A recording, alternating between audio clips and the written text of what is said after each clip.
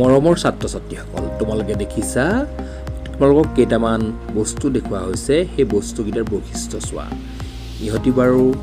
ইহঁতৰ বাৰু ত্ৰিমাত্ৰিক বস্তু নহয়নে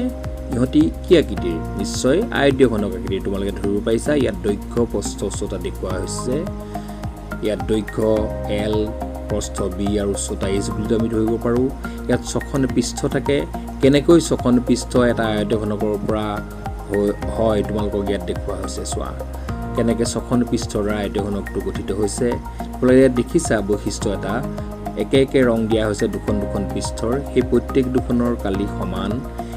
এইটো ৰঙা ৰং দিয়া দুখনৰ কালি সমান হালধীয়া ৰং দিয়া দুখনৰ কালি সমান আৰু বগা ৰং দিয়া দুখনৰ কালি সমান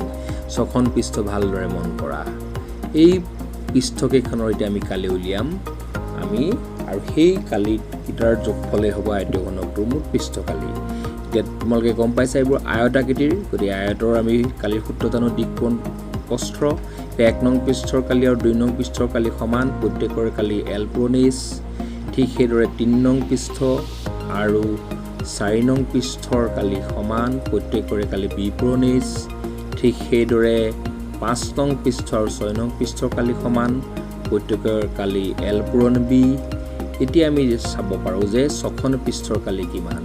এতিয়া আমি ছখন পৃষ্ঠৰ কালি পাম L পূৰণ H প্লাছ L পূৰণ H প্লাছ B পূৰণ H প্লাছ B পূৰণ H প্লাছ L পূৰণ B প্লাছ L পূৰণ B বৰ্গ একক অৰ্থাৎ আয়তীয়ঘনকৰ মুঠ পৃষ্ঠকালি 2 * L পূৰণ B প্লাছ B পূৰণ H প্লাছ H পূৰণ L বৰ্গ একক এই ধৰণে আমি আয়তীয়ঘনকৰ মুঠ পৃষ্ঠকালি নিৰ্ণয় কৰিব পাৰোঁ